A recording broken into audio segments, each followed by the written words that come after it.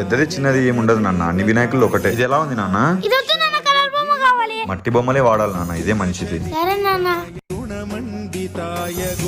ఇది వద్దు నాన్న, వేరేదే కావాలి. ఇదే వాడాలి నాన్న. నాకొద్దు పో. బా సర్లే అదొకటి తీసుకో. నచ్చిందా నాన్న? బొమ్మ బాగుంది నాన్న, థ్యాంక్ యూ. మీ వినాయకుడి కన్నా మా వినాయకుడే బాగుంది పో.